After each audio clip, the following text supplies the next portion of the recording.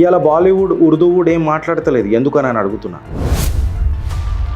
అదే మళ్ళీ మేము చేస్తారేమో వ్యభిచారం అని అంటారు. మీరు చేస్తే సంసారం ఎట్లయితుంది రాబోయే నాకు అర్థం కాదు. ప్రతి పౌరుడు ప్రతి ఓటర్ దీని మీద చర్చ జరపాలి. తల్లిదండ్రులను రానియకుండా ఎందుకు ఆపిండ్రు?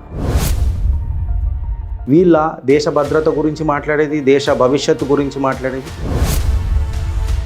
ఆమెతో కళ్ళు పెట్టడానికి దమ్ము లేనోడు ఏం మాట్లాడతాడని నేను అడుగుతున్నాను.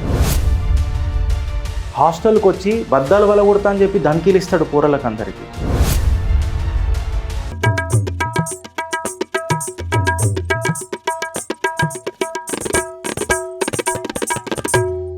ఇవాళ ఆ మహంకాళిని పూజించే నేలపైన మహిళల ఆత్మ బలి జరుగుతుంటే ఆత్మఘోషకు ఎవరన్నా అడ్డుకట్టేసి నేనున్నా అని చెప్పి నిలబడ్డరా అనంటే ఎవరు నిలబడ్డరు అని అంటున్నాను. ఈ టాపిక్ నడుస్తూనే ఉన్నది. ఈ చర్చ ఆపొద్దు.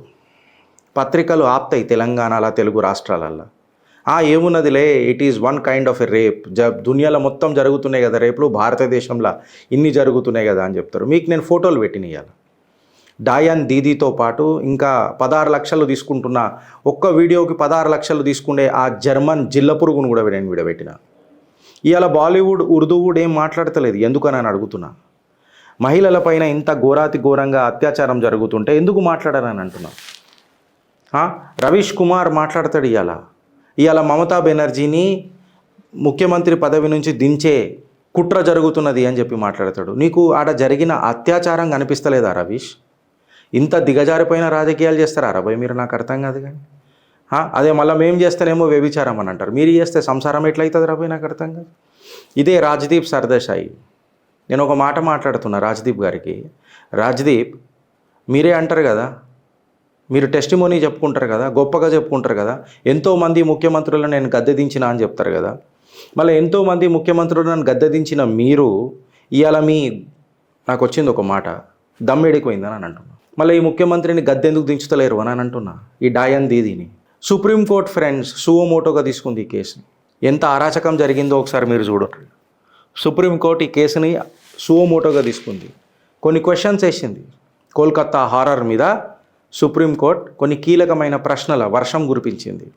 ఏమన్నదనంటే, చీఫ్ జస్టిస్ చంద్రచూడ్ గారి నేతృత్వంలో, వారి హయాంలో ఇవాళ మహిళలు పనిచేసే ఒక సేఫ్ ఎన్విరాన్మెంట్ మీరు క్రియేట్ చేస్తలేరు, అది కూడా ఒక హాస్పిటల్ అనంటే సిగ్గుచేటు అని చెప్పి మాట్లాడేది. సుప్రీంకోర్టు చాలా తన బాధ వ్యక్తం చేసింది. ఏమనంటే 36 గంటలు ఒక్కొక్క మెడికో డాక్టర్ పనిచేస్తున్నాడు అనంటే వాళ్ళకు మీరు ఫెసిలిటీస్ ఎట్లా కల్పియాలా అని చెప్పిండ్రు. ఫెసిలిటీస్ దగ్గరికి వస్తే రెసిడెంట్ డాక్టర్స్ పనిచేస్తున్న తీరును బట్టి ఆమె అలసిపోతే రెస్ట్ తీసుకోనికే ఒక ఫెసిలిటీ లేకుండే. ఆమె సెమినార్ హాల్లో పోయి రెస్ట్ తీసుకోవాల్సిన కర్మేం పట్టింది అంటున్నా. సెమినార్ హాల్ రెస్ట్ తీసుకునే హాలా? ఒకసారి మీరు ఆలోచించురు ఫ్రెండ్స్. మన ప్రాణాలుగా కాపాడే ఆ ప్రాణదాతలకు మనము నిద్ర కూడా ఓనియకుండా, నాకిరికి నిద్ర ఓనికి ఒక వసతి కల్పించకుండా, ఫెసిలిటీ ఇవ్వకుండా మనం మాట్లాడుతున్నామంటే ఎంత సిగ్గుచేటు. ఇవాళ భారతదేశం ఆలోచించాలి. ప్రతి పౌరుడు ప్రతి ఓటర్ దీని మీద చర్చ జరపాలి. హిపోక్రాట్ గిరీష్, నువ్వు వేరేవి మాట్లాడవంటే నేను ఫస్ట్ దీని మీద మాట్లాడరు కదరా. ఇప్పుడు జరుగుతుంది కదా 1947 స్టోరీలు మస్తు తీస్తాను నేను కూడా. మళ్ళీ ఫస్ట్ దీని మీద మాట్లాడరు కదా. రాజకీయం ఎందుకు చేస్తున్నారు రాబోయ్? సందేశ్ ఖలీల మామూలు మాట అవుతుందా అని అంటున్నా. అందుకే నేను అన్న, మహంకాళిని పూజించే ఆ రాష్ట్రంలో ఇవాళ మహిళలకే ఆత్మరక్షణ లేదని అంటే ఎట్లా అని చెప్పి నేను అడుగుతున్నా. సుప్రీంకోర్టు అడిగిన ముచ్చట నేను బయటికి తీసుకొస్తున్నా. అసలు నేషనల్లో ఏదైనా ప్రోటోకాల్ ఉందా? మన ప్రాణదాతలకు, మన ప్రాణవాయువుని కాపాడే ఆ డాక్టర్లకు అవసరం వచ్చినప్పుడు నువ్వు ఏదైనా ప్రోటోకాల్ పెట్టినవా వాళ్ళ సేఫ్టీ కోసం అని చెప్పి మాట్లాడింది. అలా వర్క్ కండిషన్స్ 36 అవర్స్ పనిచేస్తున్నందుకు మీరు ఏమైనా చేసినరా అని చెప్పి అడిగింది. క్రైమ్ ఎప్పుడు డిటెక్ట్ అయింది? 9th August 2024కి. మీరు కేసు ఎప్పుడు బుక్ చేసినారు? ఎందుకు ఇంత డిలే అయింది అని చెప్పి అడిగింది. ఇది ఇంత అసలు దీన్ని ఏమనాలి నేను? మర్డర్ అనాలా, లేకపోతే గ్యాంగ్ రేప్ అనాలా, ఏమనాలా? ఇన్ఫ్యాక్ట్ చెప్పాలని అంటే అసలు ఎందుకు మీరు just it was un unnatural death అని రికార్డ్ చేసిండ్రు? తల్లిదండ్రులను రానియకుండా ఎందుకు ఆపినరు? ఒక ముద్ద మీరు అర్థం చేసుకోవాల్సింది ఏందనంటే ఫ్రెండ్స్, సుప్రీంకోర్టు అడిగిన క్వశ్చన్ చాలా కీలకమైన క్వశ్చన్స్. నిజంగా చెప్పాలనంటే ఒక ఆమ్ నాగరిక్ అడిగిన క్వశ్చన్స్. ఇలా ఆ జర్మన్ కాక్రోచ్ గానికి జిల్ల పురుగుకి ఆన్సర్లు లేవు, వాడు మాట్లాడుతున్నాడు. అదే వేరే దగ్గర అయితే మాత్రం 16 లక్షలకు ఒక వీడియో చేసే ఈ చిల్లర నా కొడుకులు వీళ్ళు మాట్లాడతారు. పైసలకు అమ్ముడు పోయే జస్ట్ వాళ్ళకు పెద్దగా ఏముండదు, సీరియస్గా చెప్తున్నాయి, అదొక ఐడియాలజీ ఉండదు. కేవలం శవరాజకీయాలు చేసే ఈ యూట్యూబర్లకు వీళ్ళ దేశ భద్రత గురించి మాట్లాడేది, దేశ భవిష్యత్తు గురించి మాట్లాడేది. ఏడుంటాడు జర్మన్లు ఉంటాడు. The safe place to criticize Bharat ఎక్కడ అని అంటే జర్మనీ. ఆడ కూర్చొని మాట్లాడతావరా, నీకు జిగ్గర్లో దమ్ముంటే ఈడికి రా, ఈడ మాట్లాడు, ఈడ స్పందించు, అప్పుడు మాట్లాడదాం. ఈడేదో పెద్ద నెట్వర్క్ ఈయనకేదో ఉన్నదనంట, ఈడికేదో స్టాఫ్ ఉంటుందంట, ఈడికేదో బ్రిగేడ్ ఉంటుందంట, నా బొంగుల బ్రిగేడ్ బద్దలు వలగొట్టక ఎవడు. సుప్రీంకోర్టు ఏమన్నదనంటే సందీప్ ఘోష్ ఏదైతే ప్రిన్సిపల్ ఉన్నాడో ఈ ఆర్జీ మెడికల్ కాలేజ్కి, ఈ ఆర్జీ మెడికల్ కాలేజ్లో ఇంత దుర్ఘటన జరిగిన తర్వాత ఆడు రెసిగ్నేషన్ చేస్తే, నేను వీడనే మాట్లాడతా, వాడు రెసిగ్నేషన్ చేస్తే వాళ్ళ మనకి గౌరవమైన పోస్ట్ ఎట్లా దొరికింది వేరే కాలేజీలో? అంత ఆతృత్వం ఎందుకున్నది మమతా బెనర్జీకి? Mamata Banerjee chief minister, Mamata Banerjee home minister, Mamata Banerjee health minister. నన్ను అడిగితే ఈమెన్ లోపలేయాలనంట, ఫస్ట్ ఈమెన్ లోపలేయాలనంట. మాటి మనుష్ అని చెప్పి నినాదం పెట్టుకొని వచ్చిన ఈ డాయన్ ఇవాళ ఎక్కడున్నది ఆ మాతృత్వం అని నన్ను అడుగుతున్నా. మాటి అని అంటున్నావు, ఆడెవడనో పుట్టి ఈడకి తీసుకొచ్చి ఏ తుమారి మాటి హే ఆర్ ఇస్ మాటికో ఆప్ మా కహో అని అంటాడు. ఎట్లా అంటాడు అని అడుగుతున్నా. ఆ మానవత్వం ఏమైందని అడుగుతున్నా. ఈ మనిషికి ఏ మాటి మనుష్ ఏమైందని అడుగుతున్నా.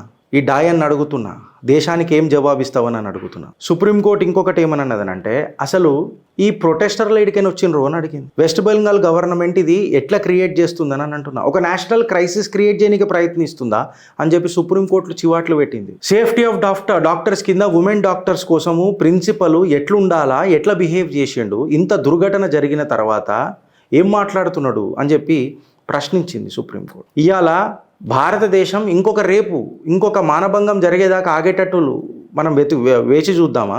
పోలీసులు ఏం చేస్తున్నారు, మెడికల్ ప్రొఫెషనల్ల మీద ఇంత దారుణంగా జరుగుతుంటే ఏం చేస్తున్నారు అని చెప్పి చీఫ్ జస్టిస్ గౌరవ honourable justice chief justice Chandrachud గారు మాట్లాడారు. ఇవాళ ఈ సంజయ్ రాయ్ అనేటోడిని ఒక పెద్ద హీరో ఎందుకు చేస్తున్నారో నాకు అర్థమైతలేదు. వాడి మీద ఈ మమతా బెనర్జీకి అంత ప్రేమ ఏందో నాకు అర్థమైతలేదు. వాడి మీద ఆల్రెడీ కొన్ని కేసులు ఉన్నాయి, లైంగిక వేధింపులు ఉన్నాయి, ఎక్సెట్రా. వాడు వాలంటీర్ ఎట్లయిండు? చిత్రగుప్తులో నేను ప్రీవియస్ దాంట్లో కూడా ఇది మాట్లాడినా. ఇవాళ మమతా బెనర్జీ ఒక నార్మల్ పర్సన్ అడుగుతున్న ప్రశ్నలకు మీరు జవాబు చెప్పుర్రా రే. ఈ రవీష్ గారిని అడుగుతున్నా, ఈ రాజ్దీప్ సర్దేశాయిని అడుగుతున్నా, ఈ జర్మన్ కాక్రోచ్ ధ్రువరాటిని అడుగుతున్నా, ఈ ఎక్సెట్రా కొంతమంది ఉంటారు, ఇక వీళ్ళందరిని అడుగుతున్నా, కరణ్ థాపర్ని అడుగుతున్నా. ఈ బాలీవుడ్ అయితే అసలే మాట్లాడతలేదు ఇప్పటిదాకా. వీళ్ళందరినీ కొన్ని ప్రశ్నలు వేస్తున్నా, నాకు జవాబు చెప్పుర్రు. ఇవాళ మీరు సుమారు 1,20,000 మంది సివిల్ వాలంటీర్లను రిక్రూట్ చేసిర్రు. 1,20,000 మంది సివిల్ వాలంటీర్లని మీరు రిక్రూట్ చేసిర్రు. పోలీసు వాళ్ళ జీతం వీళ్ళకంటే 3 రెట్లు ఎక్కువనే కదా. మళ్ళీ ఈ సివిల్ వాలంటీర్లు పోలీసు వాళ్ళు కానీ ఎందుకు ప్రయత్నం చేస్తలేరని అడుగుతున్నా. వాళ్లకు ఎక్కడికైనా ఆమ్దాని వస్తుందని చెప్పి ఆరోపిస్తున్నా. దీని మీద ఈ ప్రశ్నకి ఎవడన్నా సమాధానం చెప్తాడా అని అడుగుతున్నా. ఇండి కూటమిని అడుగుతున్నా. ఇవాళ ఈ సివిల్ వాలంటీర్లు పోలీసు ఉద్యోగాలు ఎందుకు అడగరని అడుగుతున్నా. ఈ సంజయ్ రాయ్ అనేటోడు ఎవడైతే ఏకైక రేపిస్ట్ ఉన్నాడో 150 గ్రాముల సెమెన్ ఏదైతే వెజినాలో దొరికిందో పాపము ఆ మహిళకు, ఆ పరమేశ్వరుడు తన ఆత్మశాంతి ఎట్లా నేను మాట్లాడలేకపోతున్నా కానీ మళ్ళీ ఇంత పెద్ద బాహుబలి ఉన్న ఈ సంజయ్ రాయ్ 150 గ్రాముల సెమెన్ ఒక్కడే వేసిండు కదా అకార్డింగ్ టు మమతా బెనర్జీ. మళ్ళా ఆ బాహుబలి సంజయ్ రాయ్ నేను ఏమడుగుతున్నానంటే ఒకటే రేపిస్టు మొత్తము రెగ్యులర్ పోలీస్ని ఎట్లా కంట్రోల్ చేస్తున్నాడు అని అంటున్నా. వీడికి అంత పెద్ద నెట్వర్క్ ఉందా ఈ సంజయ్ రాయ్? దో కోడి కా ఇన్సాన్ who is a civil volunteer, వీడు కంప్లీట్ పోలీస్ని కంట్రోల్లో పెట్టి నచాంచిపిస్తున్నాడు. ఎట్లా అంటున్నా, ఇది పార్టీ ఆపరేటివా లేకపోతే ఇది ఏం జరుగుతున్నది ఒకసారి మీరు ఆలోచించురు ఫ్రెండ్స్. అసలు ఈ సంజయ్ రాయ్ అనేటోడికి 5 లీటర్ల petrol every day motor cycle మీద పోలీస్ అని రాసి ఉంటుంది. ఎందుకు రాసి ఉంటుంది అని అడుగుతున్నా. దీనికి సమాధానం చెప్పురు అని అడుగుతున్నా. ఇప్పుడు ఈ ఆర్జే కార్ హాస్పిటల్ హెడ్ ఎవరైతే ఉన్నారో కోల్కతా డాక్టర్ కేసులో 24 గంటలలో ఈ హ్యాష్ ట్యాగ్లు ఎందుకు వెళ్ళిపోయినాయి అని అంటున్నా. ఎవరైతే మాట్లాడతారో వాళ్ళ మీద కేసులు బుక్ చేస్తారట. మమతా ఈజ్ వాచింగ్ అంటే నా బొంగేం కాదు. డర్తేనే హం మమత, నువ్వు ఉండొచ్చు తోపు, అంత సీన్ లేదు ఇక్కడ. ఇవాళ ఇట్లాంటి వందల ప్రశ్నలకు సమాధానం ఎవరు చెప్తారంటున్న రాహుల్ గాంధీని మీద నిన్న మాట్లాడమంటే నేను నిన్న వేరే ఇష్యూకి వచ్చినా నేను ఈ ఇష్యూ మాట్లాడతా, నేను డిస్ట్రాక్ట్ గాను అని అంట. సిగ్గుశరం ఉండాలి రాహుల్ గాంధీకి. డిస్ట్రాక్ట్ ఏడికైనా అని అంటున్నా. It was a gang rape అని చెప్పి కూడా నువ్వు రాయలేకపోయినావు. మమతా బెనర్జీ పేరు తీసుకోలేకపోయినావు. మమతా బెనర్జీ घसीट के ढकल दिया आपको. राहुल गांधी जी मैं आपको बता रहा हूँ, घसीट के ढकल दिया आपको वेस्ट बెంగాల్ से. ఆమెతో కళ్ళు పెట్టడానికి దమ్ము లేనోడు ఏం మాట్లాడతాడని అడుగుతున్నా. వీళ్ళ దేశాన్ని పరిపాలించేదని చెప్పి మిమ్మల్ని అడుగుతున్నా. పేర్లు కొన్ని నేను తీసుకోదలుచుకోలే ఫ్రెండ్స్, కానీ చెప్తున్నా.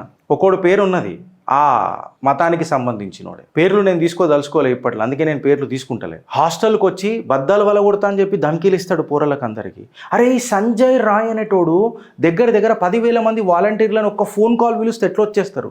పోలీసు వాళ్ళు ఫోన్ చేసి వాలంటీర్లకు చెప్తున్నారు ఇవాళ ధర్నా లేదు, మమతా దీది వస్తలేదు. పోలీసు వాళ్ళకి ఎందుకు అంత చింతశుద్ధి? సిబిఐకి కేసు అప్పచెప్తున్నప్పుడు కోల్కతా హైకోర్టు మాకు 24 గంటల టైం కావాలంటే ఇచ్చేదే లేదు, ఇమ్మీడియట్గా సిబిఐని టేకప్ చేయమని చెప్పింది. 24 గంటల టైం ఎందుకు అడిగింది మమతా బెనర్జీ పోలీసు? ఈ ప్రశ్నలకు సమాధానం ఎవడు చెప్తాడు? అసలు ఇంత కాంట్రవర్సీ నడుస్తున్నప్పుడు క్రిమేషన్ ఎందుకు చేసినరు ఆ మృతదేహాన్ని అని అడుగుతున్నా. ఇలా వ్యాలిడ్ ఎవిడెన్స్ మనకు ఎంత వస్తుండే వ్యాలిడ్ ఎవిడెన్స్ ని ట్యాంపర్ చేయడం కాదా? అరే మానభంగం జరిగిన కొన్ని నిమిషాల లోపలనే సెమినార్ హాల్ మొత్తం రెనోవేషన్కి వచ్చేసారు, కూలగొట్టేసారు.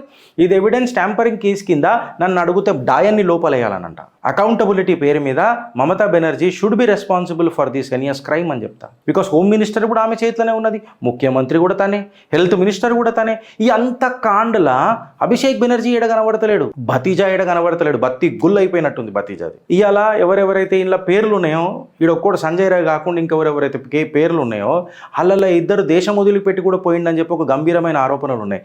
ఫ్రెండ్స్, ఒకటి మీరు అర్థం చేసుకోవాల్సింది ఏందనంటే, ఈ హెల్త్ మినిస్టర్ మమతా బెనర్జీ నేతృత్వంలో ఎంత మరణకాండ జరుగుతుంది కోల్కతాలో అంటే ఎస్పెషల్లీ ఈ హాస్పిటల్లో.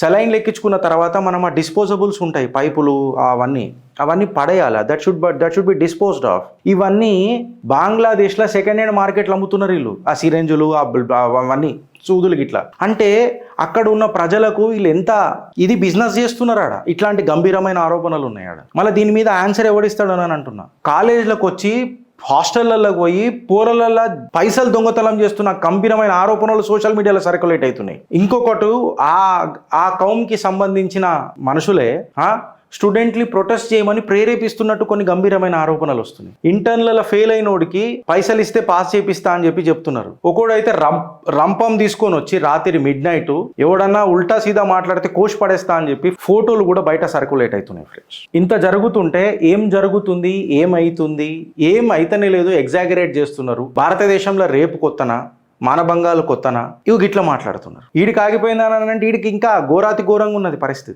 డానియల్ శ్రవణ్ అని అనుకుంటా, ఈ ఫిలిం మేకర్ అని అంట. వీడికి ఏం సినిమాలు ఉన్నాయో నాకు తెలియదు, వీడి పేరు మీద వీడికి ఏం సినిమాలు ఉన్నాయో నాకు అసలు తెలియదు. డానియల్ శ్రవణ్ అంట వీడి పేరు. వీడు ఏమంటాడు, ఫిలిం మేకరు, నేను ఇప్పుడు పెడతాది, మానభంగాలని లీగలైజ్ చేయాలంట ఇండియాలో. అరే నా నోటుకు వచ్చింది, ఫస్ట్ నీ ఇంట్లోకైనా షురూ చేద్దాం. మళ్ళీ సిగ్గు తప్పినోడా, మనిషి పుట్టుక పుట్టినవరా, నువ్వు లీగలైజ్ చేస్తాడు. నువ్వు ఏ రకంగా అన్నా ఇది ఏడదా కరెక్టరా? నీకు ఫిలింలు తీసుకొని చేత కాకపోతే కాంట్రవర్సీ చేసి ఏదో పేరు సంపాదించుకుందామని అన్న చిల్లర చేతలు బంద్ చేయరా రే డానియల్ శ్రవణ్. మళ్ళీ ఇంట్లోకైనా మొదలెట్టు కదా నువ్వు ఫస్ట్ ఆదర్శంగా మళ్ళీ చేసి. గిట్లాంటి వాళ్ళు ఉన్నన్ని రోజులు గిట్లనే నడుస్తుంటాయి ఫ్రెండ్స్. ఇదే ప్రాబ్లం మన దేశంలో.